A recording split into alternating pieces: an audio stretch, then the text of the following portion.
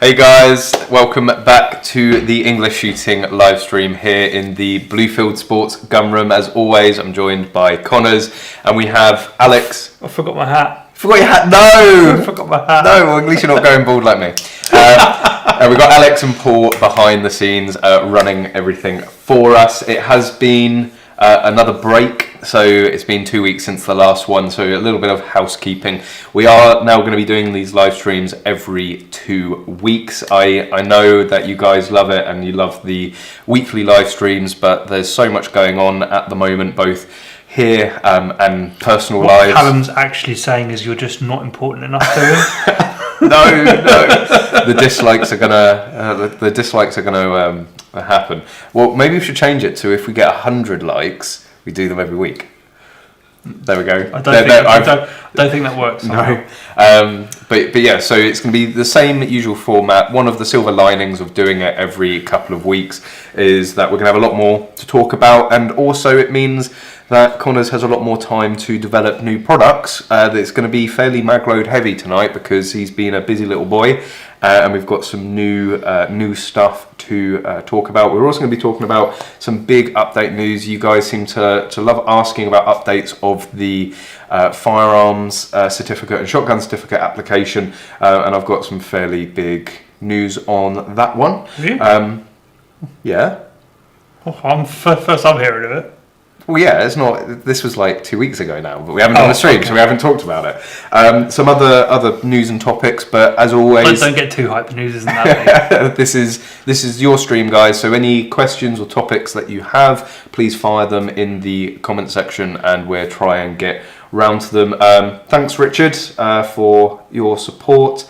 Hopefully see you folks at the KFC Halloween. Yes, so if you're looking to get your practical shotgun fix, there are a number of matches being run to the end of the year by Kentucky Firearms Club down in Leon Solent. Hopefully beyond. Yes, so if you want to come down and check those out, get a feel, then get in contact with If KFC. anyone's got a digger, we need a digger. Don't trust him with a digger. No, don't trust me. we need a digger to help build the new range. Yeah. So let's. I just want to say, like you're saying, churning out all this stuff. This is all quite literally Paul's fault. Yes. Yeah, it's Paul's fault. No, it's Ryan's fault. No, it's Paul's fault. I pass the blame on to Ryan. But if Paul wasn't being so helpful with everything that we're doing, I wouldn't have the time to spend on all of this stuff. So what you're saying is that Paul actually does all the real work. Yep. I just get to sit there and design stuff. I'm very happy with this situation. I've just got to say, because I missed it at the last stream. Hi, Mum. Thanks for joining. But we shall get straight into it. Let's have a look at what you guys are asking. DATV, know of any practical shotgun clubs further north than North Coast Butts? Well, there is Recoil. Recoil Scotland. It depends how far north you want to go. There's a couple of really good Scottish clubs. So there's the Galloway Small Arms Club, which is on that side. Or if you're looking at the camera, that side of Scotland, and you've got Recoil Scotland, which is this side of Scotland. Sorry, what was that? We're doing synchronised dancing now. Well, IMCA. Yeah, so we've got up north. There is a limitation to clubs. I know you say that there's more clubs up that way than there are down here. I know, but that's up north. North of the wall. Yeah. North of the wall. But yeah. You mean north of Watford? Pretty much. North of Cambridge is usually where I draw the line. But yeah, if you go on to the UK PSA website and you can see everything, all the clubs, ranges that are available to join and take part in practical shotgun. The national governing bodies are always the best sort of port of call. All the information, all the club lists are on there. But of course, you can talk to us, ask us, and we will let you know. Yeah, the UK PSA, yeah. So the UK PSA is the national governing body for you're specifically asking about practical shooting, then UK PSA Club Finder is the one that you want to look at. A lot of smaller clubs are now being encouraged to sign up onto that. So clubs that were not on the map before are now filling them up. And it's surprising to see just how many smaller clubs there are out there doing practical. Might not be their main discipline, but they're there and they're doing it. Actually, I quite like the idea of like small multidiscipline clubs because you get to shoot a bit of everything. A bit like KFC, really. And like Worcester Norton. Mm-hmm. Worcester Norton's great. Yeah. Absolutely cracking facility. Alex, I'm seeing a lot of peaking on the mic. Yeah, it's fine. It's good? Yeah. We're good? Okay, cool. Just no one's complaining. No one's complaining. Yeah, you'd soon complain, wouldn't you? You are the only, you are literally the only person complaining about it. What makes a change? No, it doesn't. Ricochet, are you guys in the UK experiencing an ammo shortage? Not yet. No, not yet. Soon. We do always seem to be slightly behind, by a number of months, behind American shortages. I do remember... But they hit us. They do hit us, and we get left out. So I know there's potentially issues with... I've seen whispers of Vortex being held up by months, supposedly. I've not had anything confirmed with that. So we're going to probably start seeing brands like that, American brands, getting shortages of those and hold-ups with them coming into the UK, and we get forgotten about when these American brands are trying to sort of stop the shortage out in the US. They completely forget about the UK because we're such a small market for them. But it's like, come on, guys, we need all the help we can get. Yes, you don't need to make it any more difficult for us to do our sport. I do remember, unfortunately, it was around the Sandy Hook shooting. There was a big shortage of ammunition 2.2 and also the 15.22, and that only sort of came into place about 2 months or 3 months afterwards, because where we're limited here in the UK, and I don't know how much you know about UK law, but we have ammunition limits that we can buy and hold, so we don't get panic buying here like you would in the States. We're already rationed. Yes, we're effectively already rationed. Fine, really. Yeah, we still have enough ammo for us to be able to go and do our sport, but it means that... Well, the thing is, you can ask for as much ammo as you need. Mm-hmm. So if you are shooting once a month, then you probably get 500 rounds on your ticket.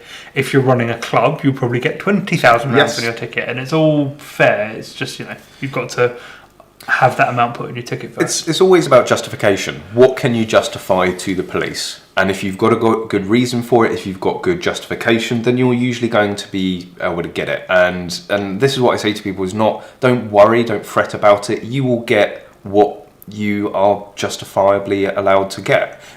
So usually nothing more, and hopefully nothing less. But yeah, ammo does seem to be fairly flat in terms of supply and demand in the UK because of those ammunition limits. So it does help sort of tail out any shortage. But I remember, around that time, the last big shortage, because it hadn't hit us yet, we were still able to go and buy big wholesale boxes of CCI mini mag, and I was posting photos and sending it over to the US guys, and I got a few expletives.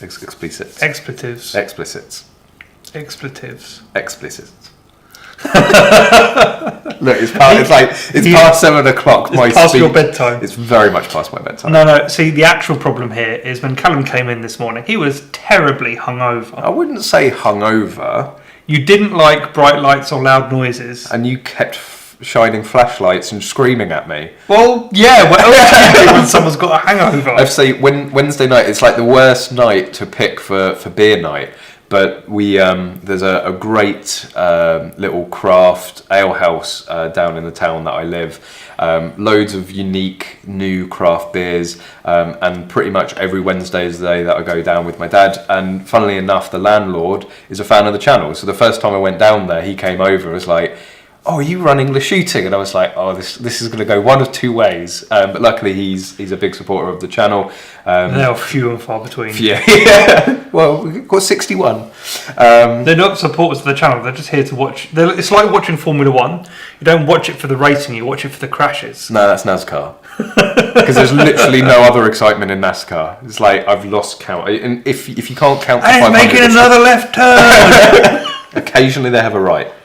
Into the wall. They turned right. They've done all sorts of wrong. So Wednesday nights usually go out with my dad for a few drinks, which means Thursday mornings, days of the live streams, I'm usually a little groggy. This morning you were wrecked.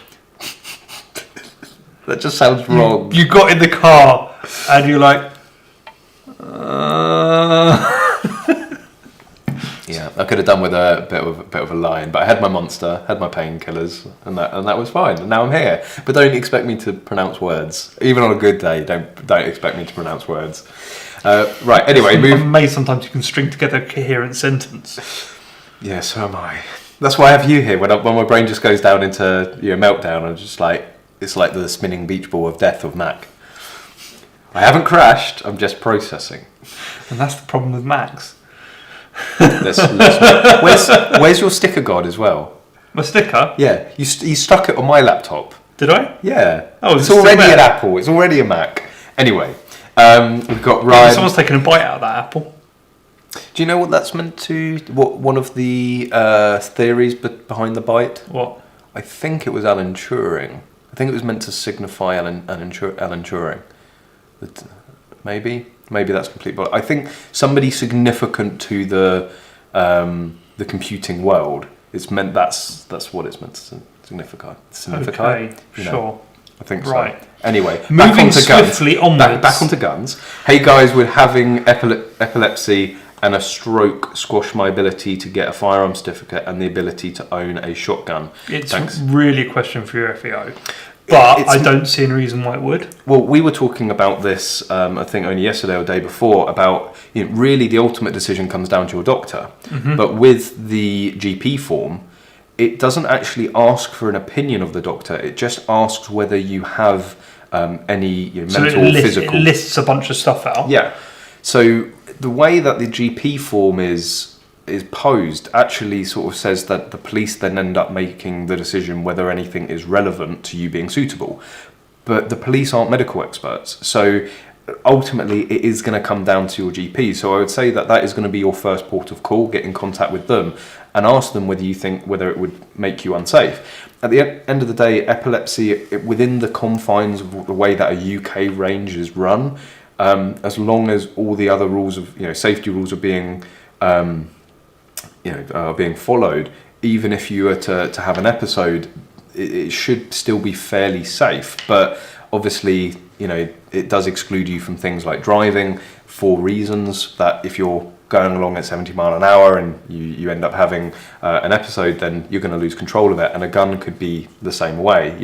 At the end of the day, you're going to start gripping the trigger or whatever and lose control. So I don't know, you really would have to talk to your GP, and every case is different. It depends how often it affects you, how severe it affects you, and things like that. And it's just like with mental health illnesses. People ask, well, I've had depression or I have anxiety, does that exclude me? And it really does matter. It's really by a case basis. So it's not an instant no. but I would say go and talk to your doctor. Callum is not a medical or legal expert. Speak to your FEO, speak to your doctor is the short answer. Absolutely. You're doing a lot of talking tonight, Callum. Well, it's a live stream. It's like verbal diarrhea. And that's different to any other live stream. How? Well, because normally it's coming from more than just one person. Well, go on, you chip in. Just want to say thanks to SuperTaz100. Thanks for the support. Really appreciate that. Mochaccino saying, yes, Callum is right. That's a first. It's a tribute to Alan Turing. And John Thompson later comes in saying it's an urban myth that the bite is a reference to Turing. According to the designer of the logo, Rob Janoff, it was to show scale so it wouldn't be mistaken for a cherry or a tomato. Which actually makes a lot more sense if you ask me. It does. I knew it was one of those things, like it was like potentially a myth or an urban legend, but that's what I had heard. There are some really interesting questions coming up. So Okay. where are you up to at the moment? I don't know. Mochaccino's saying the mic is peaking. Yeah. I'll turn it down. Turn it down. And then everyone will complain. Yeah. So Yeah, let us know if we're too quiet now. You won't be. You'll never be happy, will you guys? Right. Any? Yes.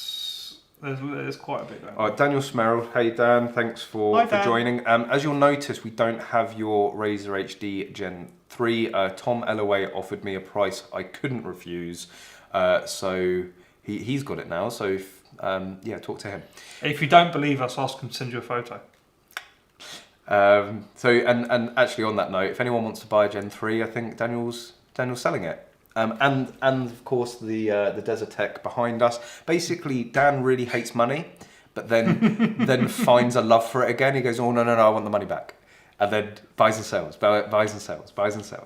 Although I think the longest gun you've kept, Daniel, is the Delisle, mainly because it's been sat in the armoury for so long. Actually, so there's any more rumours about practical shotgun being in the Olympics and Dan going practical in the Olympics? Very low chance. I actually want to give like a little bit of background on what's going on here. So IPSC last year was granted observer status in the GSAF, I think is the body that organises that sort of thing. What that is that's one step closer to being an Olympic sport. Now they are in that observer status along with like extreme bowling, so don't know if we'll ever actually get there, but it's stepping one. What are you looking at? No, it's like I have a really small screen. Are we in focus? I think so. Yeah. Anyway, sorry. But step by step we're heading towards the Olympics. It can only be an improvement. There are certain things, the certain requirements of Olympic sport that practical doesn't fulfil, but it could fulfil if the chance of it becoming an Olympic sport was there. So as we get towards that stage, I think we'll see possibly an offshoot of IPSC, something closer to speed steels being done, with trying to bid for an Olympic position. At the end of the day, what needs to happen for IPSC to be in the Olympics, the first step has happened. So that can only be a positive step in the right direction. This isn't the first step. This is like the latest of many steps. Well, yes, it's been a very long road and there's still a long way to go. But you're not going to see it in the next 10 years, I don't think. But there is a chance that one day you'll see some sort of practical shooting in the Olympics. I think it depends greatly on the popularity of the sport. Yes, 100%. And that's why we've seen things like BMXing go into the Olympics. Well, BMX racing is huge, and let's make the distinction. It's not BMX trick riding; it's BMX racing. Yes, because it's a race and it's a very Olympic type of sport, whereas practical shooting isn't. Because the whole point of practical shooting is you're always shooting the stage for the first time. Mm-hmm. Whereas with for it to be in the Olympics, you'd probably have to have 100 set stages, 8 of which are going to be picked for the Olympics. But yeah, so we're seeing these popular sports because the Olympics does need to stay current. It needs to stay fresh and get new audiences watching it. So that's why we're seeing these these modern sports ending up in the Olympics. And I think really for us to ensure that practical shooting ends up in the Olympics is to increase the number of people that are doing it and watching it and taking part in it. And that really comes down to take your friends practical shooting. It depends on each and every one of us. Taking a friend, introducing them, not keeping this a secret society and Yeah. you know, staying to ourselves, sharing the sport, being loud and proud about it, and you know, exposing it to new people. That's how we end up in the Olympics. So Colville is asking, will Magload ever do any open source content, like non-regulated parts that can be printed at home? You laugh. We've talked about this. Yeah. I've talked about how what I want to do is release the files for the double quad loader into Yep. the wild, because it's a very, very good loader. It was actually originally designed to be 3D printed on an FDM machine before we decided to go with machine Delrin, and that wasn't necessarily because of any issues with the printing. It was because I couldn't output enough on my one little printer at the time. That printer is still over there in that office, but It's a workhorse, that one. not anymore. It's not. No. We had a new toy delivered Yes. today. We've got the Prusa Mini up and running. It's already doing its first production print. Love it. Built by Paul. Built by Paul. Yeah. Very expertly put those two bolts in. Actually, works. you've got, this was the first, apart from your test print. That was But apart from my first. Benchy, that's the first print off of the Yeah. Prusa, and it's the 223 breech flag holder, which is a product we already sell. 22 and 223. And it's by far and away the best quality print we've ever had out of it, and one of the fastest prints we've ever had as well. Gorgeous. It's like a perfect print, and for the first one, just absolutely there was stunning. Very minimal dicking around to get to that stage, and I'm very, very happy with how it turned out. What was I saying? Yeah, Files. open source. Open source right. files. So what I was actually planning on doing with the double quad loader, and I'm not too sure why we haven't done this yet, but selling a hardware kit. Mm-hmm. So selling the back plates and the magnets and everything else that you need, but allowing you to then just print the plastic parts at home, because of course the machine Delrin parts were the most expensive part of that loader. That loader is indestructible, like literally indestructible. We You drove can't- over it. drove over it, dropped thrown it, it yeah. at things. Yeet. Still a dent in one of my old rented accommodations in the wall. Toothpaste, right? Toothpaste covers up all gouges. After living in a number of halls of residence, toothpaste and Tipex. Oh, you could. Tipex, no. No, because Tipex goes all lumpy. At least no, your but it's toothpaste. sticky. You can stick stuff to it. Yeah. Grab the Magload. Michael, was that? Yeah, it's Michael. I am looking at maybe joining KFC as I live near Portsmouth, but they appear to be quite a secretive bunch. Not secretive. KFC is not secretive. I mean, I know that sometimes, again, what you have to bear in mind that these clubs, they're not commercial clubs. They're run by volunteers, Very by much people so. in their spare time.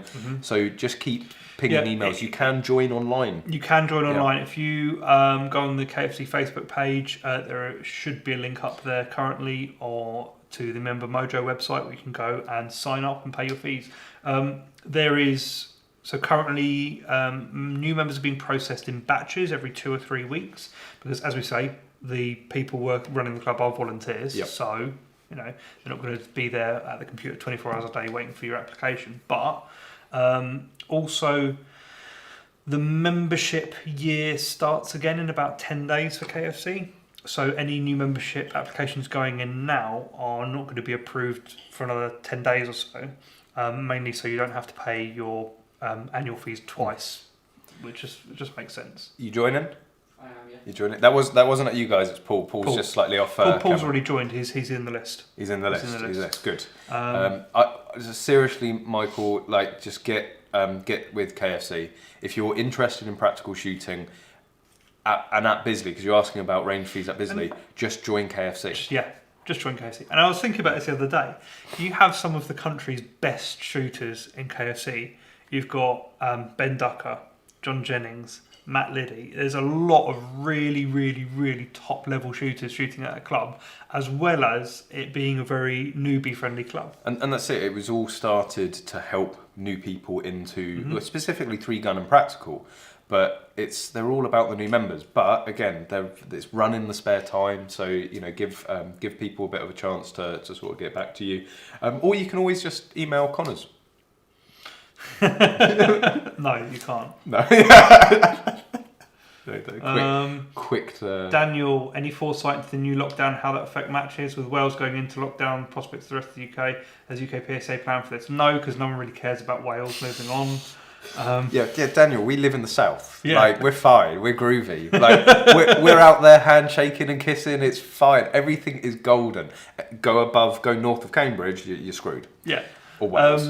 Or Wales. I like, because it's like these areas, and Wales. You know? Have you seen all the photos of the border force? Yeah. It's like Rambo sheep. It's brilliant. Yeah. God, I love it.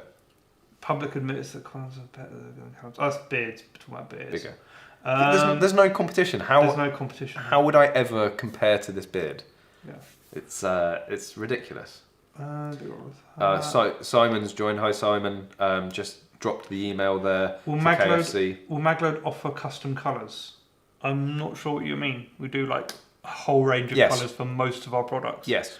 The Nexus Pro, for example, whilst it's not listed on the website in any custom colours, we take custom orders for it. It's £20 per colour, not including black.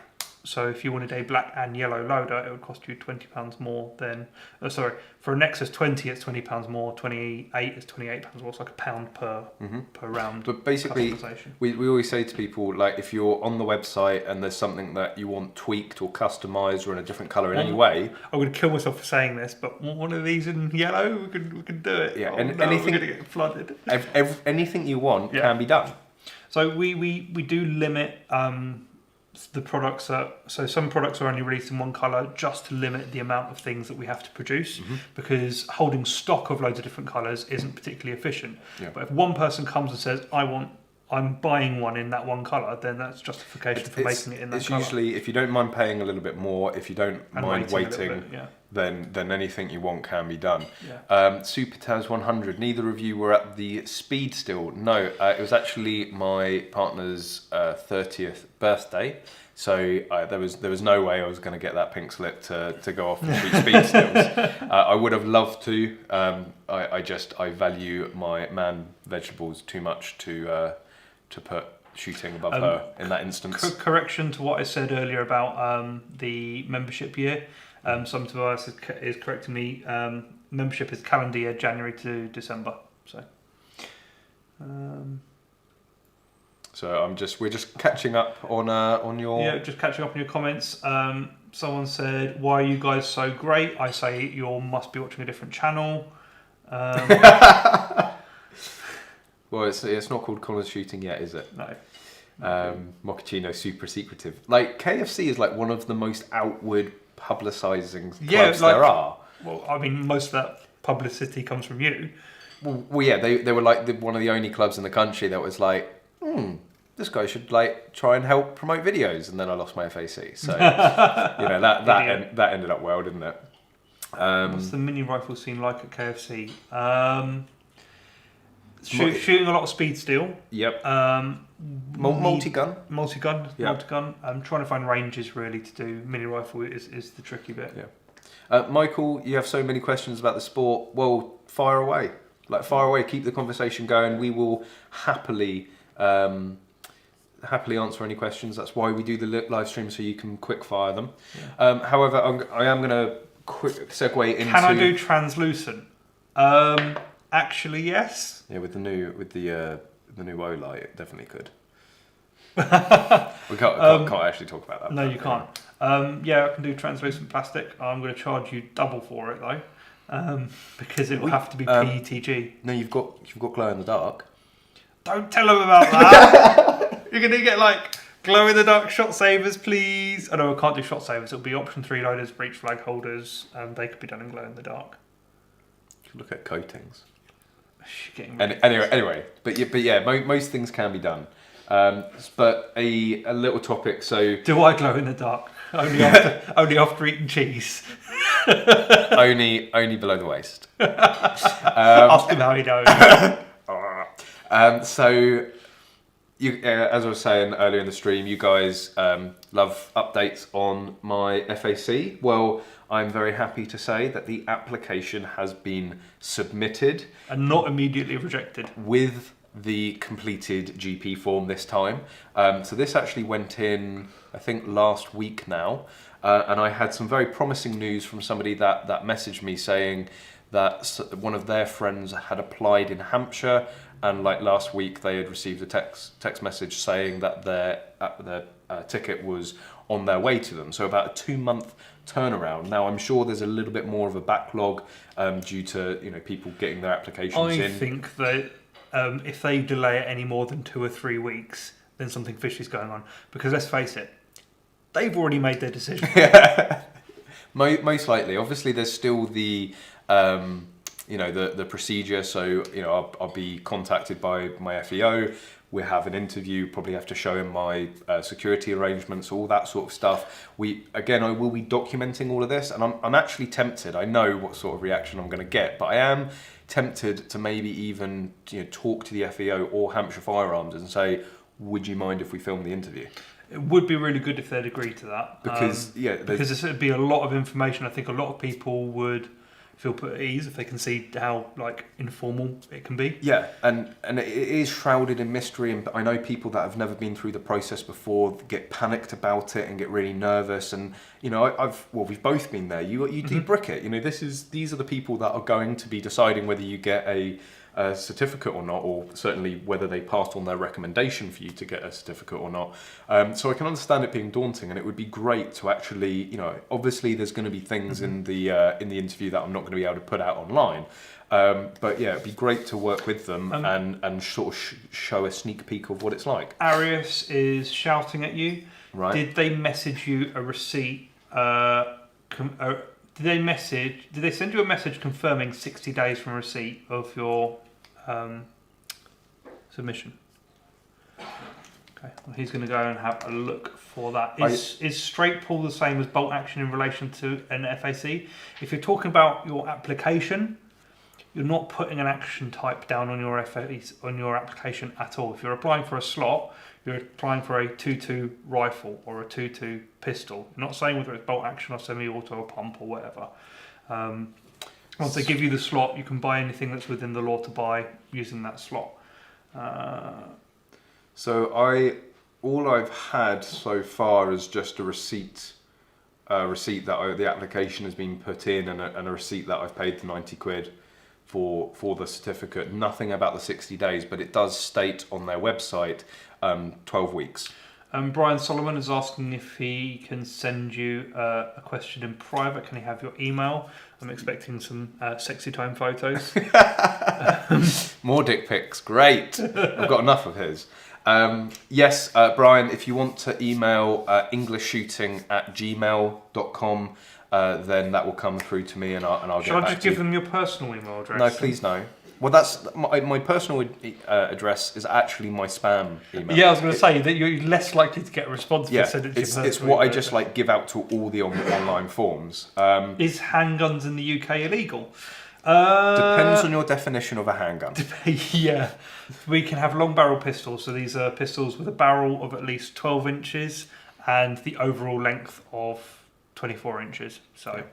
But you can have stuff like the Allen Westlikes, which are effectively muzzle loading. They're cylinder loading. They're not black powder, are they? They're fire nitro. But yes. Yeah, it is. And it's the closest thing to a normal revolver you can get. There are still pistol competitions over here, but it's with a long barrel pistol or a long barrel revolver. Most of the pistols are 2.2 semi-auto. And then the revolvers are all obviously full bore revolvers. And so just one thing, because I did make a video on this, so I will be releasing a video on filling out the application form, because it's now changed. It's not a paper, it's online. It's really slick, really easy. But I do just want to go through the guns that I have applied for, because this is now. We're going to go through the entire list.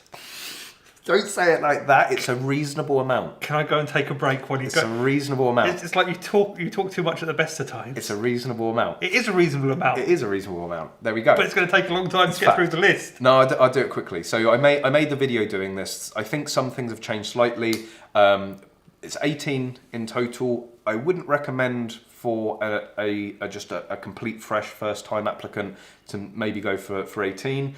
I'm a little bit of a special case.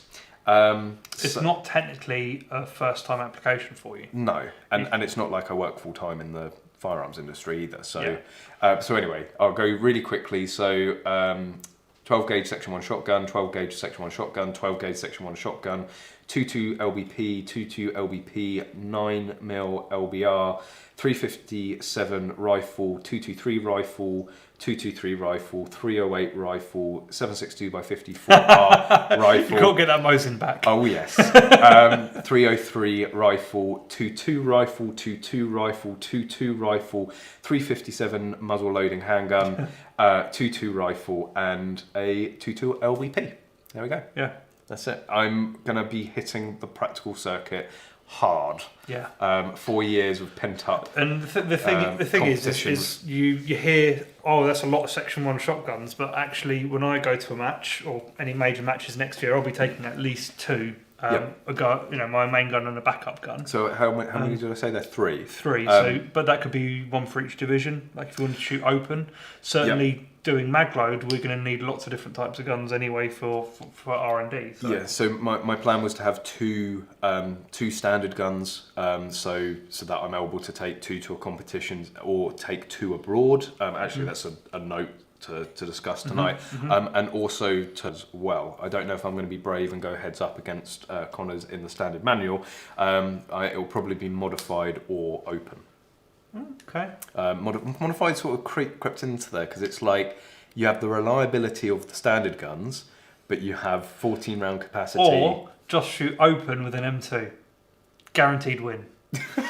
I don't know. If Ben's here, he'll probably have something to say about that. Well, he's not, so guaranteed win. That's one of the things that I felt frustrated, watching Ben shoot at the Masters. I felt frustrated for him. Now, bearing in mind, he came second overall and won open, so it wasn't like it stopped him from taking that top step.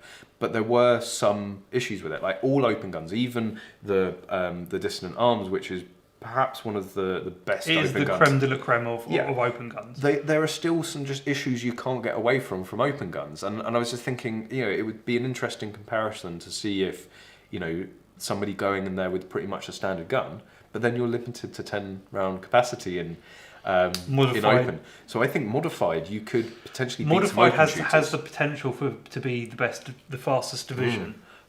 But that said, we don't have anyone who can beat Josh Kenny. Yes, that's it. I mean, in any division, unless we fly Yarko over. Yes, that needs to happen. He needs to shoot the Masters next year. We need to make that happen. We'll fly him over. Yeah, that would be cool. What 9mm LBP is he looking at? You can get 9mm LBP. It is the LBR. It is a Chiappa Rhino. Yep. And the reason why you go for 9mm over 357 is when you're reloading, a shorter cartridge is much easier to get in first time than a longer cartridge. Longer cartridges tend to move about and flex, whereas the short cartridges just drop in. So. Oh God, no. No. Oh. Bite the pillow. We've. I'm gonna go watch Haycock 45 way better content. I don't blame you. No. I really don't. No. So yeah, basically the 9mm, cheaper than 357 and lower recoil. I do actually have a video of the Chiappa Rhino coming out very, very soon. Your Chiappa Rhino, reviewing that. So that is most likely going to be the 9mm LBR that I will go for, and can go and do some gallery comps with it. Yeah, should be pretty good. So yeah, what you guys? So Richard Weston, I should say. I put my FAC into the Met 3 months ago and still waiting. Again, it depends massively between counties. It depends, when they opened up after COVID and things like that, how they're dealing with the backlog. Obviously, London's been a little bit of a hotspot for COVID, so they're probably struggling with that. But yeah, 3 months.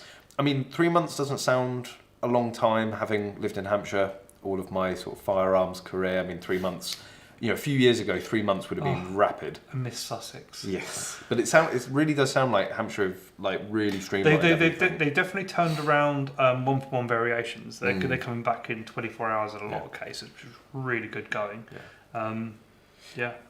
So we've got fellas. When are you going to get Mike Yardley in for a live stream so you guys can bully him live on air? I've never wanted to bully the guy. I've genuinely. He bullies himself. Yes, he just makes it too easy. It's like certain firearms manufacturers out there. But we, Mike Yardley, I genuinely just wanted to get into, sit down with him and have a conversation. I really don't think he realised the damage that he was doing to the sport. Yeah, and the thing is, I don't think Yardley genuinely believes a lot of the stuff he's saying. He's saying the stuff that he knows will grab people's attention and get people talking, which he certainly did. So, in a way, he succeeded in what he was trying to do. But I don't think he necessarily believes that we should ban all black guns, because at the end of the day, there's loads of photos of him holding them. It was one of the main points that Sean McNeill made. He actually quoted Yardley and said, well, here we have somebody that is a foremost expert on firearms. He's been in little do they know.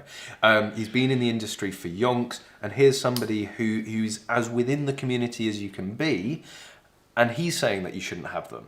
And then that makes it so much more difficult for me to retort to that, because he's wrong. Yeah, but he's like got loads of experience in this field, but he's wrong. Yeah, and it just makes it so much harder. At the end of the day, we get a lot of flack for shooting sports receives a lot of flack off of the back of hunting, big game hunting, trophy hunting and things like that. I don't think you've ever seen me try and throw that under the bus. At the end of the day, if it's illegal... As a matter of fact, we've got a 375 Holland and Holland review coming up on gunroom TV soon. Yeah. So, yeah. We're all encompassing. We all got to stick together. We've all got to support ourselves. David, refresh your page. Have we gone out of sync for him, have we? He goes, picture is all out of focus. I think he's probably watching it on Potato Connection. Just make sure you've got Wi-Fi connected. Thing is, I don't think David's gone home yet. He's still he's sitting in the school in like a closet somewhere on his laptop or his iPad, making use of their internet connection. So we're like, open the door. CSR. What are you talking about? CSR. What comps are there for 223 straight pull? Yeah, CSR. Mainly at Bisley. There are some other clubs. I think Diggle does it. Mm-hmm. There are quite a few clubs that do some form of CSR, even if it's not the CSR league. For instance, the club that I used to be a member of that actually got me into practical shooting inadvertently, Dorking and District Rifle Club. They have their own sort of CSR competition, and I liked the dynamicness of it, which is what got me looking into practical shooting. So any update news on the general license and offensive weapons bill? No, we do have some update in terms of the EU lead ban proposed, but in terms of the general license, I'm not so hot on that at the moment. There might have been some updates, but with the offensive weapons bill, we're still just sat twiddling our thumbs. Obviously, with everything that's going on at the moment with COVID, the government have bigger issues to look at rather than banning guns that have never been used in crime. But moving on, as soon as there is an update on the offensive weapons bill, then we will give you guys an update. What I think the next step is for the structure of compensation. So we know there's going to be compensation. We know sort of how that's going to work, but yet they still haven't released any figures of what people are going to get for it. So we're just sat waiting, really. Cool. Colin, Vic Goss, Conners, when shooting the 357 Rhino, did you have any problems with it shooting low, even with the rear sight all the way up? No, you might. It is like its natural zero is somewhere around 15 to 20 yards, so it's a little close. You might find it a problem at longer distances. So I did find, but you can get different height foresights for it. Oh, okay. Which is how you'll compensate for shooting out a little bit further distance. I did find that when I was shooting yours, if I missed, I was hitting the guard plate, so it was shooting low for me consistently. But I just adjusted that. That hadn't been zeroed at all. That was still fresh out of the box. Yeah. David Kiddle, pictures out of focus. Mochaccino, stop drinking and it would go back in focus. Yes, that's usually how it works. Carl, I've had a few back and forths with Yardley on Twitter. He ended up blocking me and called me a stalker. Basically, I offered him to meet up and have a proper, man-to-man conversation about it, and he was like, "Why do you want to meet me?" It's like, well, you keep saying I'm a keyboard warrior. Why don't we meet face to face? And he was like, "You want to meet me? You're such a stalker." And I'm like, "Okay, whatever, man. Just move on." Chris Lewis, we're not in the EU anymore. We are. The decision has been made to leave. We have not yet left, and actually that brings us back on to the bit of news about wetlands. I thought it was about the EFP, but okay, yeah, go on. Wetland, why not? Well, we can move into the EFP afterwards, but wetland lead ban. So basically the proposal was going to be that if you shot anywhere near a puddle, you would be banned from using lead. No, puddles are okay. Why are they okay? Because they're temporary bodies of water. The temporary bodies of water. Mm-hmm. No, I thought it was any body of water. Oh, this is the current. This is not what's current. This is what's coming in. You could spit on the floor and that would be a body of water. So currently temporary bodies of water don't count, but the new Alex is nodding at me. Yeah. The new proposed legislation is that temporary bodies of water do count, which is a puddle. Literally a puddle. So you can't shoot out in the rain, which here in the UK that's all the time. And basically the update on that is that it's been postponed to the 31st of December this year, till after the 31st of December this year, which 31st of December for any Brexiteers should be quite significant because that is the date that we are going to be leaving the EU. So by the time they revisit this lead ban, we would have left the EU, so we would be under no obligation to actually take up this EU directive. The government could still choose to take it up and take it on board, but it certainly gives us a little bit more defence. So, short range shooting and scopes with 150 yard parallax. Discuss. You're using the wrong scope. If your scope is parallax to 150 yards, nothing at short range is going to be in focus. You're using the wrong scope. Well, I had this about what's the parallax on like a Razor HD? It's 100 yards. So for like mini rifle, it's actually no, because parallax error matters less at those distances. Right. Well, actually, I think the parallax error. I think the parallax error is correct at 100 yards for it, but at those below 100 yards, parallax error doesn't really come too much into your shooting. But if you've got a scope that's parallaxed at 150, that's far too close for the distances we shoot at 20 yards and so. And you can really notice it even with the Gen 2 on 1 power. You can notice the reticle shift at like 10-15 yards, but at 10-15 yards your target is very, very close and it doesn't matter all that much. Just muzzle it. If you're he's talking about the 1 to 10 because it has 150 yard parallax. Yeah. Well, the 1 to 10 was not made for UK shooting. Nope. It was specifically made to go out to longer distances than the Gen 2. And this is what I basically to summarise the video that went out this week. If you want to see a side-by-side comparison with the Gen 3 1 to 6 Razor HD and the Gen 2 and the Gen 3 1 to 10 Razor HD, there's a video out on the channel that went out a few days ago. And basically in the UK, the sort of shooting that we're doing, the additional magnification isn't going to make a huge bit of difference because we're only shooting to a maximum of like 120 yards. That extra 4 times magnification isn't going to make a huge difference at those distances. For 3-gun and full bore rifle shooting under IPSC, well, you could be shooting up to 600 yards.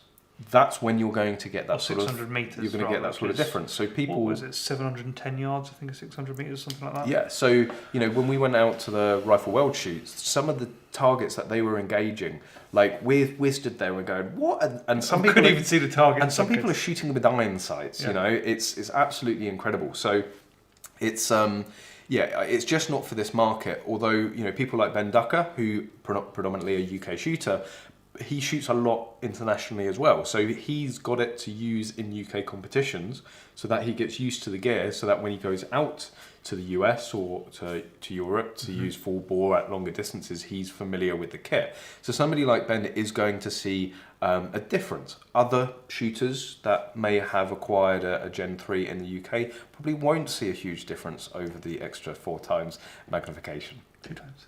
It's only 2 4. times more. 610. It's 1.6. Oh, it's 1.6. Yeah. 1.6 yeah. extra 4. One of the things as No well. maths. No math. No. I could do math, me. So, you know, one of the other biggest difference, I know this is basically regurgitating the video, but is the first focal plane.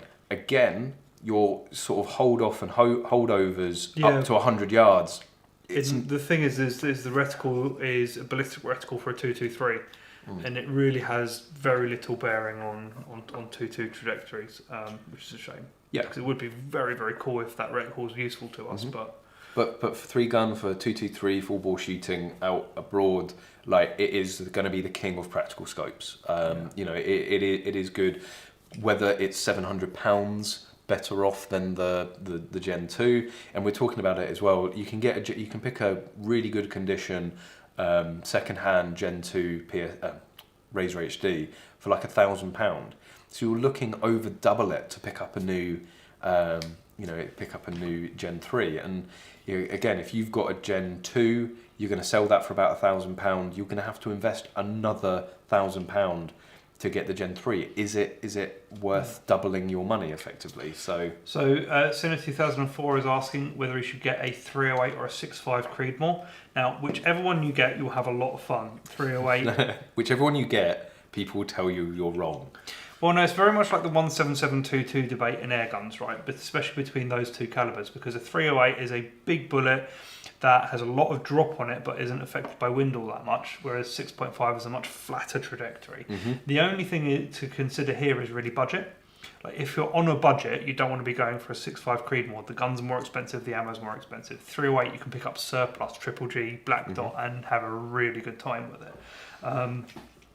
So that's the only thing I would consider. 6.5 Creedmoor is very much easier to shoot than a 308. There's a lot less drop to take into account. And it's not affected by wind as much as, say, 223 versus 308, because it's moving a lot faster. But whatever you pick, you'll be happy with. They're both very enjoyable calibers to shoot. Me, personally, I like the good thump of a 308. Very satisfying, especially out of the Remington 700. What barrel length is it on that? 18 inches? 20 inches? Oh, the fireball is glorious. I love it. But the reason everyone keeps saying to me, like, you should get more into 6.5, like, I got put off by 6.5 because of the online circle jerking about it. It was just every time someone says 6.5 Well, you say that, but you are on your way to a 6.5 Creedmoor. What do you mean? Your beard's getting longer. You're almost ready to talk about it. No, all I ever picture... Your opinion on 6.5 Creedmoor Stop saying it, because valid yet. the image that I have when anyone says 6.5 Creedmoor is a load of guys in a circle tossing each other off. Oh, 6.5, oh, that's like literally the image that pops into my head every time. That's why And you're feeling left out, that's why you're growing the beard. Why won't they let me in the circle? I've just got to hold the biscuit.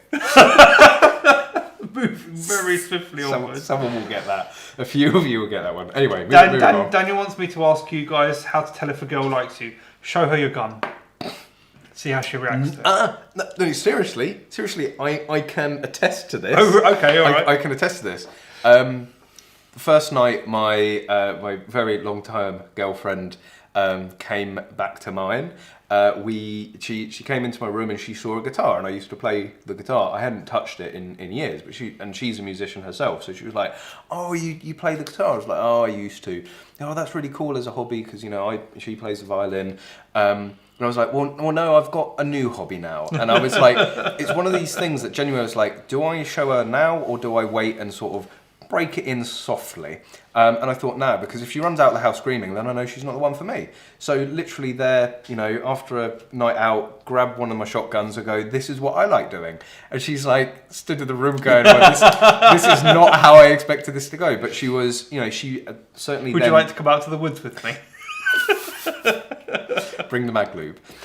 So for me, it was about her initial reaction to that. If she was, and I would say actually at that time she was anti-gun. It was more out of a lack of understanding, and certainly the misconceptions that the media build into people about it. But once I had explained it over the years, she's come shooting. She's a lot more supportive of the of the discipline. So Now she just yeah. complains about the noise from KFC. Yes, no, she does. But yeah, show the gun, show the girl the gun. If she runs away screaming, she's not the one. Yeah, so if you're going 1,000 yards plus in factory ammo and 6.5 Creedmoor's got to be better, surely. It's a bit much of a muchness. It's down to your shooting ability and how much you want to compensate for drop, really. What length barrel would you recommend for a 223 AR, 14, 16, 18 or 20 inches?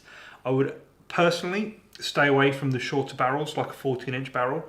16 to 18 inches would be my personal sweet spot, and I think 20 inches is getting a little too long, but you need to consider, one, what you want to do with it, and two, the twist rate of the barrel. That's your sweet spot, is it? About 16 inches. Yeah. Really gets you going, does it? I can take a full 16 inches, but I struggle with the 20. Pops out the other end. Yeah. Moving on. Tom Ellaway, why would you buy the Gen 2 over the PST?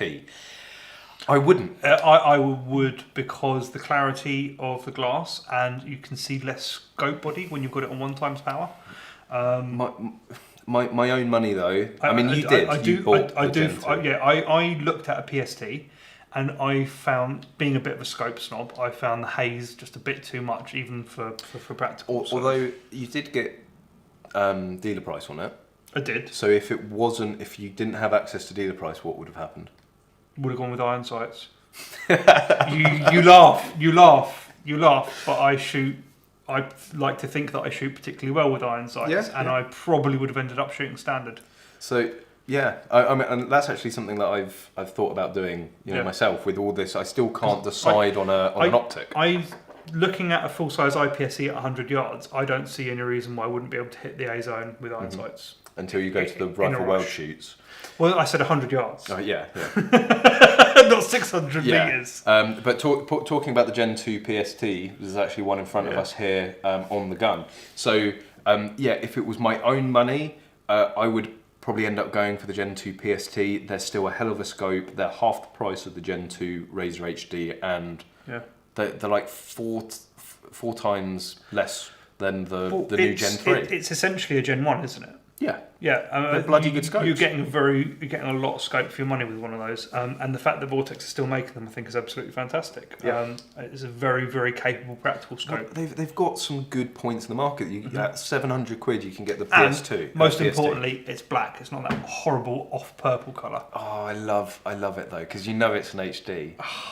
You can look across all of the field of guns and you know who's not poor. No, I was about to say I like my guns to be subtle, but that's all gone out the window the last few years. Yes, yeah, very much so. But anyway, talking... It's behind me, isn't it? Can you see it? There it is. Yes. There it is. Can't touch it though. Yeah, Don't touch it. I can lick it, but I can't touch it. I mean, technically, is licking something holding it? Depends. When is Magload going to develop a 223 rimfire? We're not, but keep an eye out on other associated companies. So, suddenly Minotaurs is asking, how did I get into guns? Yep. Should I go into the story? It's not really a particularly long story, or it could be an extremely long story. How did I get into guns? My granddad used to take me shooting when I was about 10 years old, shooting rabbits and pigeons over here. It was great. And then the story is much, much longer from there on out. Much longer. It's usually granddad. Like, it was my granddad that got me in. Yeah, it's usually granddad. It's funny, there is like this sort of generational gap in shooting. Yeah. Well, they're saying probably because it's very, very, very political, but it's all around the time of the particular political party that was in power at the time and their attitude towards guns, and when all the bans came in, and it's that generation which tends to not be shooters. Yeah. So that's where I think I see the generational skip. But then, it's like my dad, shot regularly. He was with the Air Cadets. And see, I don't count cadets as because cadets, you join the cadets, and shooting is part of the cadets. Yes. You're not doing shooting as a standalone hobby. You're not, but the British Young Shooters Association identified that all of like the Air Cadets, like the Cubs, Scouts, all that sort of stuff, they're actually something. I think it was in the hundreds of thousands of kids that are taking part in shooting because of Yeah. cubs and scouts and stuff like that. But there was this massive gap in between them sort of leaving those organisations, going to university, and basically the missing link was like college and university. So I know that the British Young Shooters Association is very heavily focused on trying to bridge that gap, and they're saying, people are from a young age exposed to it in large numbers, and then it just falls off of a cliff because they don't really know how else to sort of pursue it and take it up and continue Well, I mean, in cadets, everything's provided for you. You don't have to get any licenses or store anything. You turn up, they take you to a range, give you a gun, some ammo, and you get to do some shooting. And yet, like you say, there's no education like from there on how you go about getting an FAC, getting a safe installed. And I think, if I remember rightly, I'm going to probably get this number completely wrong, but I think there's something like 120 universities in the UK, but only like 30 of them have shooting clubs. Yeah. And I was very fortunate. Brighton used to have a shooting club. Yeah. I used to run that. And then when I left, they didn't want to carry on anymore, so they shut it down. So that's where Brighton for you. A lot of people are losing their love of shooting, and then once you fall out of it for a number of years, it can be quite hard to find a club, get your tickets back. So it's almost like once people leave it, and enough time has passed, it's then almost impossible for them to get back in. That's not the case. It is fairly straightforward. But yeah, we do need to try and support, I think, our universities in pursuing shooting more. A quick question from Richard Weston. In 3-gun practical, does second focal plane or first focal plane on your scope make any difference at all? Yes. But it depends on how you train, how you shoot, and what you're shooting. Because if you're shooting 223 at 300 yards, huge difference. Because you can get a ballistic reticle, which has compensation points for your holdover and your windage.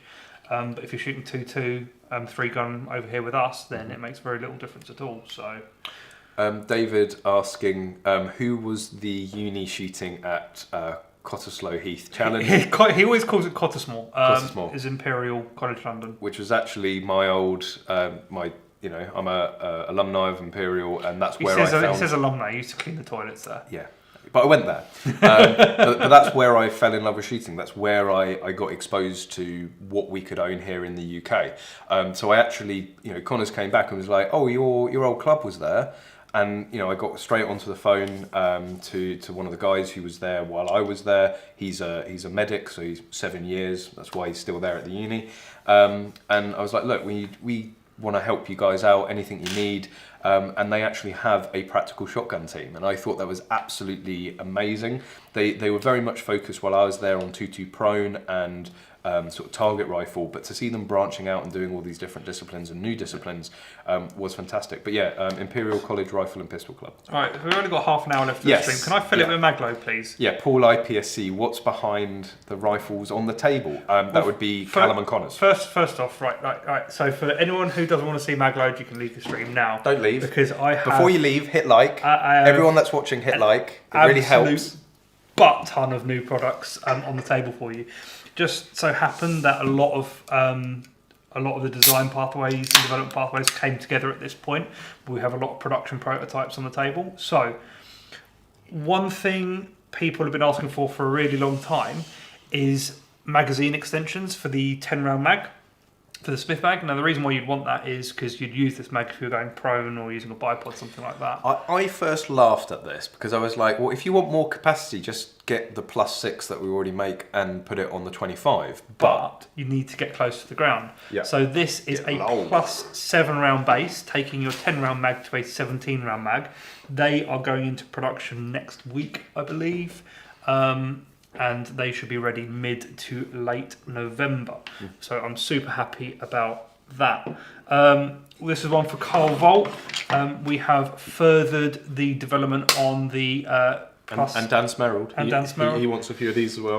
The +6 round stacking PMag extensions. The finish on this is so good you probably can't even tell it's there apart from the Magload written on the side. Yeah. We're trialling a new production method. So that's a plus. This one seems to be +5, but it was meant to be +6. Okay. Still some work to do on that. Yeah. But it's only short by about 4 mil. It looks original. Yeah, the finish on this matches the magazine almost perfectly. So it's a new process that's been very used new for that. process. Yeah. And really loving the look of it. And again, it's the sort of thing that just cannot be injection molded. Mm-hmm. It has to be printed, unless you want to machine it, in which case you can't have the stacking ability and you can't have the base pads and all that kind of stuff because of the curvature. So the extension is not straight; it follows the curvature of the magazine to ensure reliable feeding. But all that sort of good stuff. And the next thing we're going to look at is the new belt. So we have been asked many times for a 2-part belt. This is the first prototype of it. Now, it doesn't look like much at the moment, but having given it to Paul and asked for his feedback on it, am I going to be correct in saying that you said you reckon it's better than a double alpha belt? It's a lot stiffer than double. It's a lot stiffer than I mean, I double alpha. wouldn't take what Paul says that seriously. He only has 8 President's Medals. But the idea with this belt is we're not too sure what we're going to do with logos or anything, or if we're going to do a logo, but it will come with this breech flag retaining belt buckle, and it will probably come with a breech flag to go in there as well. It's mainly for LBPs, but of course it will go in any gun that you can stuff a breech flag in. It's an action air pusher as well. It's an action air pusher as well. So the idea is this belt will come with that. We haven't decided what we're going to do in the way of logos, if anything at all. I actually quite like the idea of keeping it nice and clean on this one. Colours will probably not come straight off the bat. It'll probably be like 6 months or so before we get into colours. We'll get them out in black, get them selling, and then look at colours later on down the line. I'll pause you on that for a second. People are asking about the 22 WMR mags, saying that the Black Dog 15 rounders are shite. So we keep getting bombarded with questions about this. Please go to Guncraft. It's very common knowledge now that we made the feed lips for their Black Dog magazine, so I am allowed to tell you guys. They work flawlessly. If you go to Black Dog, he can sell you the feed lips for your Black Dog magazine, and it will run perfectly. So please just do that.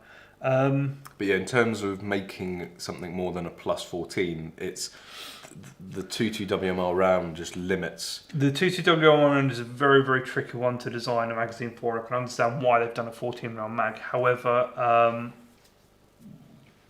there were talks with Robert Guncraft of doing more with the magazine. So far, we haven't gotten any further than just the feed lips. Anyway, back on. Yeah, all right. So the next thing to talk about here is going to be these rail covers. Now, this is something people have been asking for quite a while. These are primarily designed to go on something else that's going to be coming out at some point. But yeah, just some rail covers. Now, these are designed using geometry that cannot be machined or injection molded or anything else. They're sort of like undercuts inside the grips. It's not as... Daniel's woken up. Panels! So yeah, these are really thin, really lightweight, but give you a nice amount of grip. Not too much though. It's not as much as I hoped for considering the design, but should be very durable and very comfortable. Yeah. And as you can see, they perfectly... You guys bored of hearing about new products yet? No, because you haven't even got to the best one yet. Yeah, so the thing that you guys have all been waiting to hear about. So with our click system, a lot of people have been asking about a way to attach their double alpha pouches to the click system. So I'm proud to announce that going already in production actually are some ball joints for the click system. So each one of these clips is going to come with two balls.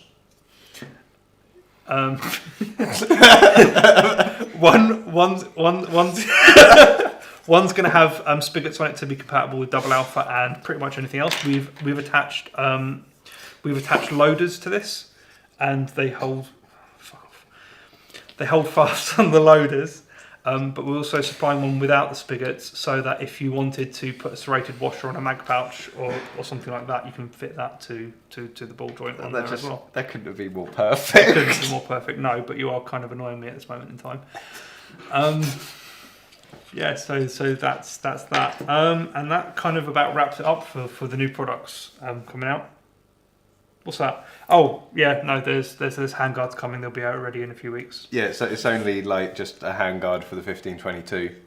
It's a handguard for the 1522, doing it in 15 is it 10 and 14 inch? No, it's 11. No, 4. It's 11 and 15 inch. Sorry, I'm thinking about the lengths I've cut the carbon to. They're 11 and 14, 11 and 15 inch handguards, slotted and unslotted. There will be price differences between the two. The final production prototype has been given to one of our testers to be sent off for testing. We should be getting his feedback next week, and we'll see how that goes. You can see all the different types. So it's got the solid one here. This is the solid short one. Solid short. So this is the solid 11 inch. We've got the slotted. Now these are M-LOK certified. Yep. I'll be proud to say. So these are all M-LOK slots on both of these.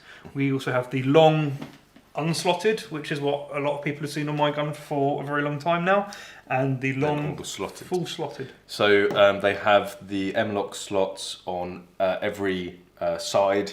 All 4 sides. Custom slot patterns are possible, but you're going to have to get in contact. There will again be an additional charge for that. So the actual testing handguard that went away actually had a very nice custom slot pattern that I almost considered doing as production. Yeah. But I think we cover all of our bases with full slots, and if people want rail covers, put rail covers on there. And these will be available to pre-order, because these will be available to pre-order in the next week, I would like to say. So keep an eye out on the Magload Facebook page, on the website. As soon as they're available for pre-order. They're not everything's here to make them. We just haven't done the production run of them.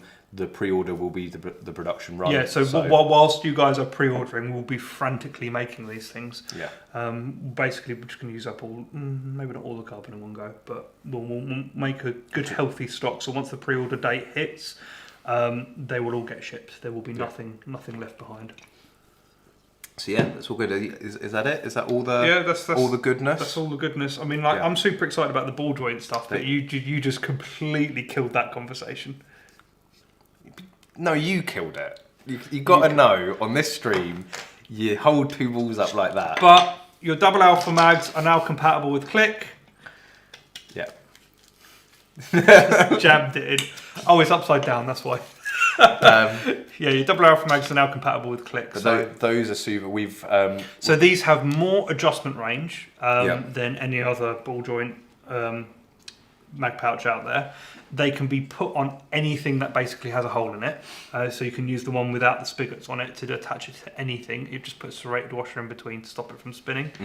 And yeah, so the first person probably out in the wild using these is going to be Paul. So if you see him at an action air match and you want to see it closer, or a skirmish, yeah, you're going to look pucker at a skirmish, aren't you? Yeah. So the range of adjustability on these things is absolutely insane. And for those, before you ask, you can put a loader on the ball joint. I think a Nexus 12 might be pushing it, but certainly a V loader will go very comfortably on there and will be very, very stable. It will move, or an 8. It will move if you push it, but not enough to move when you're actually using it. So Mancu Man is asking ETA on the belts. ETA on the belts. Good question. There's a lot of work for us to do still. Before Christmas? Before Christmas, I'd like to think so. I'd like to think that we probably start going into production with them maybe end of November. So we should have the first, depending on what suppliers are going to be like, we should have the first ones before Christmas. There was someone earlier on the stream that was asking about contacting me directly. Just to let you know, I've seen your email pop in, so I'm going to flag that up. I'll give that a read after the stream. Flag it to ignore it? No! Flag it to... Yes, John Thompson. Yes. Anything with a hole, including your gob. What? Where's that come from? He said anything with a hole, you say? Anything with a hole, oh God. Sit down. Yeah, so that's it. That's all the Magload goodness. I've gone through it all in the space of 11 minutes, so you can go back to your narcissistic ranting now. I'm really. We wanted to talk more, but you've already. We want to talk more. The handguards are something that people have been asking for a long time. And why would you buy one of these handguards? Well, it's half the weight, or less than half the weight of any of the current carbon handguards available for 1522 because they're all made of very thick and not proper carbon. I want to say, thing is, when you see this carbon weave on the outside of stuff, if it's real like well-made carbon, that's just an aesthetic finish. If you look on the inside of our stuff, you can actually see what the carbon's meant to look like. But some of them cheaper carbons have that aesthetic weave all the way through. There's no strength or stiffness to the shaft when you do that. Yeah, chicken and balls. Someone said it's the family-friendly nature of English shooting streams that keeps bringing me back. Yeah. Shot my first AK-47 the other day. If you think shotgun kicks, this thing's like try and hold onto a ball while it's kicking. Right. 1, don't think shotgun kicks. And 2, we've shot an AK-47 and it's far less recoil than a shotgun. But what you don't want to do is shoot a like 16-inch barrel 223 full auto with an incredible muzzle brake on it, which is so flat, and then go onto something that has like a 6-inch barrel with no brake. That will catch you off guard. Yeah. No, I don't think AKs are hard to control. AKs are by nature quite flat shooting. They are, but I've never shot one in full auto. No, but they're supposed to be flat shooting because of where the bolt mass is, I know, and because the barrel is in line with the. And they're meant to be used by 5-year-olds. Yeah, exactly. If they can't shoot them, then it's no good. Have I thought about doing my own moderators? Yes, I have thought about it. Watch this space. No, I'm not keen on getting into the moderator market. Not many of you will know, but I used to make airgun moderators, and I used to make some particularly good ones along with a bunch of other people using this. We collaborated and came to this one great design that we all then used. But I don't know if I'm interested in making moderators. This is actually one of the reasons. Well, the reason that you bring out a new product is because you think you can make it better than what's already out there. If you want a moderator, go buy a Wildcat. Well, yeah. They're brilliant, and if you want something tweaked, they'll tweak it for you. We've discussed this before. Like, how would Alex said he wants a 338 lap mag moderator, so they're like, okay, here you go. Yeah. There's a 338 lap mag moderator. Like, what more do you want out of a company? Like, yeah, how we've talked about it before. How would you make the Wildcat better? Like, it's could make a few suggestions, but that's not to say that Wildcat don't make better moderators than that. Because they do. Oh yeah. So, but no, they make very good moderators. We definitely would all recommend them here for you guys. There is the full range. If any of you want to come down and have a look, of course, again, we're in a gun shop. If you want to come and see it in the flesh, then just drop Blue Fieldsports a message, and you can come and see it with your own eyes. Yeah. I competed with a 223 AK at the Weld Shoot. 223, not 545. 545? 308. 545. No, because I know the AK-74 is a 545, which is like a smaller, like a more 223 sized casing. But I didn't know they came in actual 223. A sleeve over mod that fits under the handguard would be awesome. Like that one. I mean, like that one right there. Literally right there. That Wildcat. Is it? I don't think it's on the screen. No, you can see it. You can see it. Maybe it's not all that clear. Put your notepad behind it so they can see. There's nothing written, nothing legible written on there anyway. But yeah, don't know if you can see that, but if you take the rail cover off, you can see that the Wildcat moderator fits under our handguard, and it's a reflex mod, and that is a deliberate design choice because I really want a Wildcat. Alison, if you're watching. It looks absolutely badass. Of course, Keith is saying shooting automatic anything is probably forbidden there. Yeah, but we travel abroad and shoot guns over there. You've shot plenty of automatics. I'm getting abuse, not for the first time. Hello, how are you? What? You're a bitch and you know it. But the thing is, the "you're a bitch" has been automatically hidden and held for review. So all it just goes, hello. Hang on. You use guns because you can't fight. You, my friend, are leaving. Oh no! Don't leave. No, come on. No, come on. This is it. You have entered my world, my friend.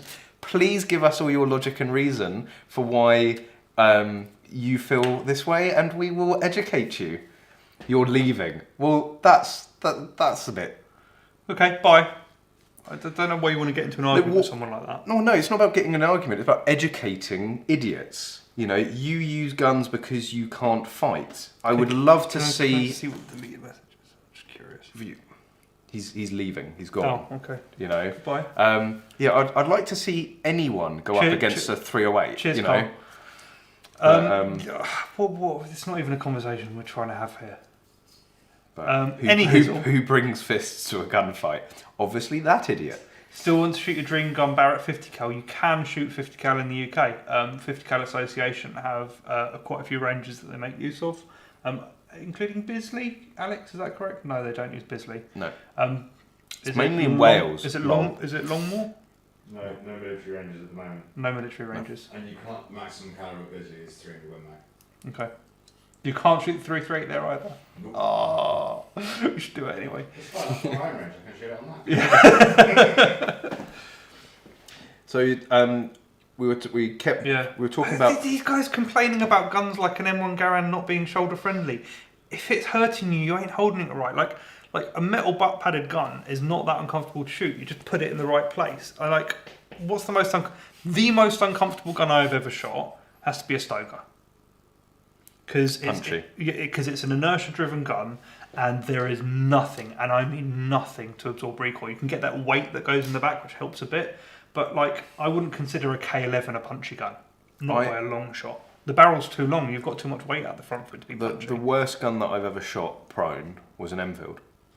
Again, you're holding it wrong. Well, maybe when I get mine, you can teach me, or we just go out with yours. You could go out with mine. You've seen me shoot mine. Yeah. Yeah. I know the Enfield's a good gun, but shooting it prone just sucks. It does. You need to use the sling and put it into your shoulder, and it needs to be in the meaty. It needs to be in the soft bits of your shoulder. For everything people used to say about the Mosin, it's a shoulder breaker. It's not. I used to prefer shooting the Mosin over friends' Enfield. 760 by 54R. Oh, it's 54, so it's the big one.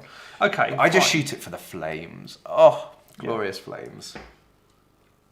Yeah, it is. So the reason that I like engaging with people like that is because they need education. But if they're just, as you say, it's like there's nothing more cowardice than just like dropping a fucking keyboard warrior comment like that and then hightailing it. You're not achieving anything. It's definitely someone's just trying to get you to talk about stuff you're not supposed to talk about.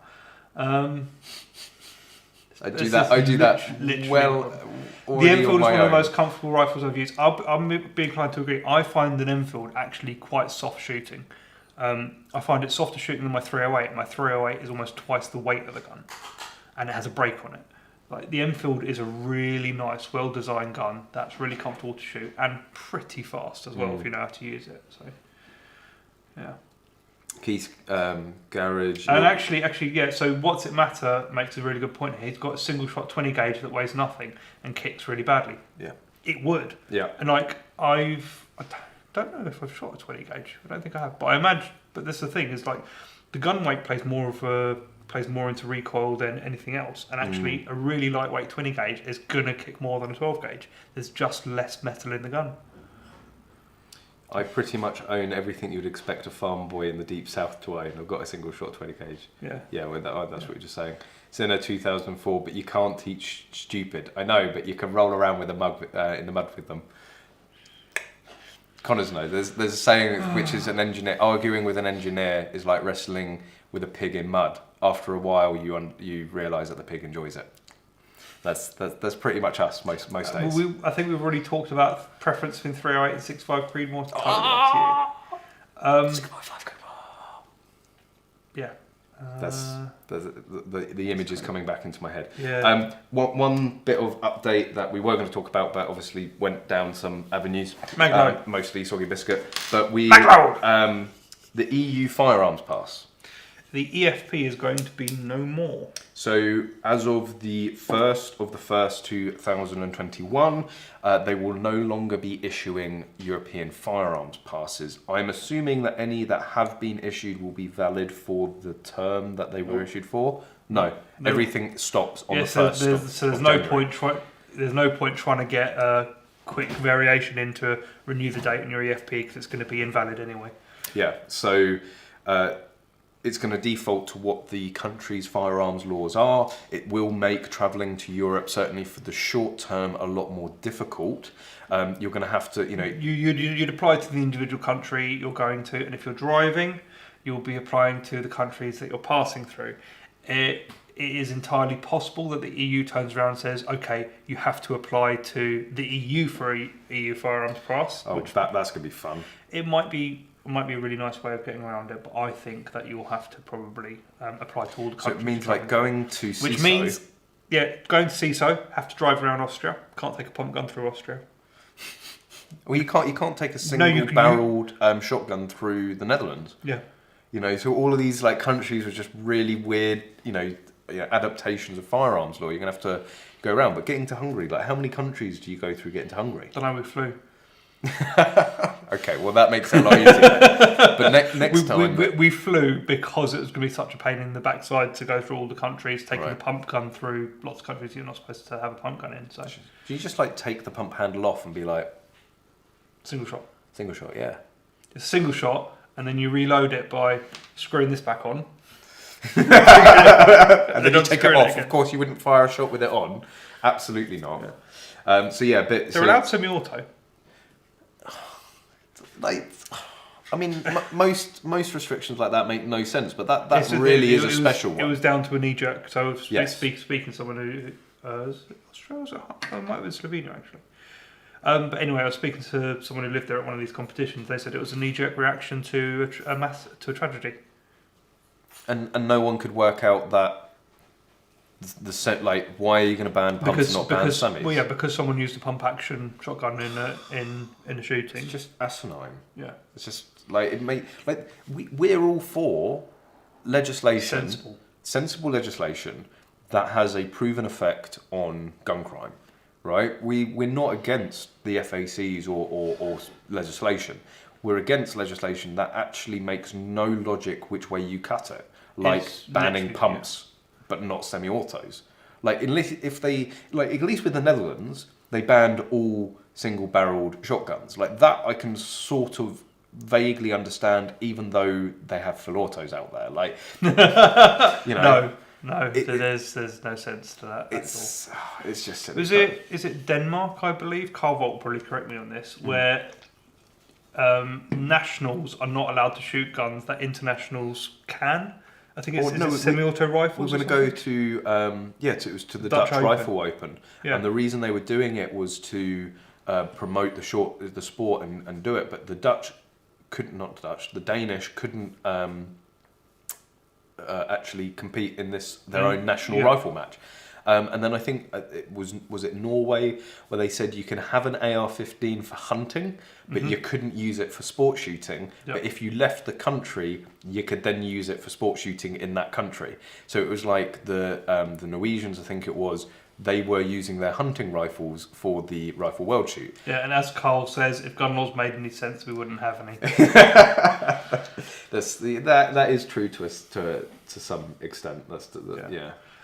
So Viscous Shearer is saying FAC in the UK is just a 5-year-long background check instead of one for every purchase. Makes a lot of sense.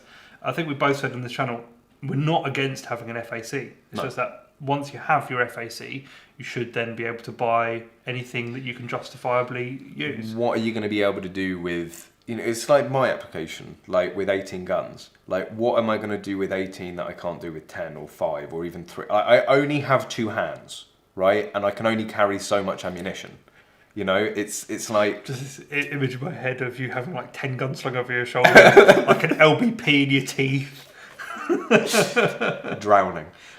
So it's just... But this is, we unfortunately Is not all laws... Is someone really asking for our honest opinions on Dan's new shirt? We don't want to make him cry. Moving on. Just let the memes die. Just let it die.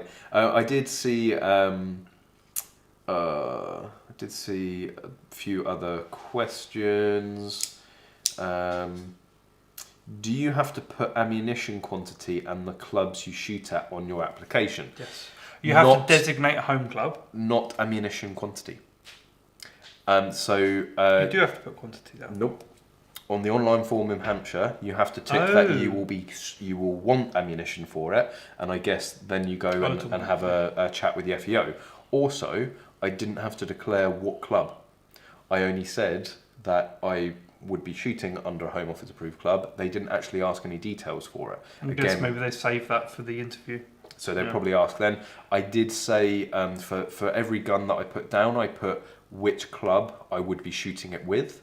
So it was mostly UK PSA, KFC and KFC, but also I've rejoined Imperial. Yeah. So but they're not going to do all of the disciplines. They don't do like any LBP shooting. So the LBPs is for UK PSA and KFC. So that's the only time that I actually mention specific clubs or organisations on the application. But this is what I mean about the new online system, is that it's a lot more streamlined. And also, I used to find the paper applications were quite sort of ambiguous in their questions. Like you could interpret them many different ways. The wording of the online form now is a lot more clean cut, and I think most people should be able to get through it no problem. Yeah. So any more for well, Viscous Cheer is talking about the keeping a fired case from every gun. We've covered it many times before. It's pointless because you can link a gun to a case that it's fired if it was one of the last few cases it's fired. Yeah. If you go and shoot your gun, keep that cartridge, and then go and shoot your gun 1,000 more times, then the imprint it makes on that cartridge can be completely different to what you've kept. This was completely debunked actually by Bask. So it was Bask that sort of came up and said this is absolutely ridiculous. It's not going to achieve anything. There might be a few isolated cases where it might, but really it's like, where's the logic coming from in this sort of in this decision? But if you want to, I mean, most of us will keep cases. We're interested in all things shooting, so most of us will have some cases lying about. Let's rattle through the last few questions. Do you have to pay for an FAC application or pay on approval? Pay on application. Yep.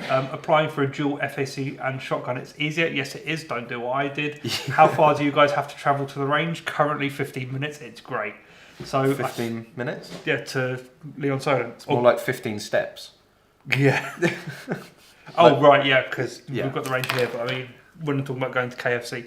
In the UK, we expect to travel a lot for practical, though. Journeys upwards of an hour or two. Well, you go right up to Carlisle for a level 3 practical shotgun. Paul was in. Yeah. Paul travelled up to Carlisle from. For 9 stages. 9 stages level 2. Yeah. You've got to be. You got to be ready to put some miles on your car if you're going to get into practical. That's certainly for sure. Cool. All right. But yeah, we're gonna wrap it up there. Before all you guys leave, please smash the like button. If any of the stuff that I've showed you to do with Magload interests you, please go on the Magload page and like it for the updates when all this stuff comes out. And if there's anything in particular that you want, any questions, you can always get in contact with Magload through Facebook and through email online. But yeah, everyone make sure you hit that like button. Thanks everyone for joining us this week. As we've been saying, it is going to be every 2 weeks now, but as always, I will be putting out stuff to prior warn you of what's going. Big thank you to Alex and Paul behind the camera and for running everything. Paul's on naff all this time, but yeah, less abuse this time. It's been brilliant, and thank you as always for your supportive co-host nature. That's all right. I'll just sit here and listen to your rant. It's fine. But yeah, loads of new videos coming out soon. I've got a big backlog that I'm currently getting through and editing. So if you're watching this for the first time, make sure you subscribe, and we will see you in a couple of weeks for the next English shooting live stream. Thanks everyone, and as always, I hope to see you soon.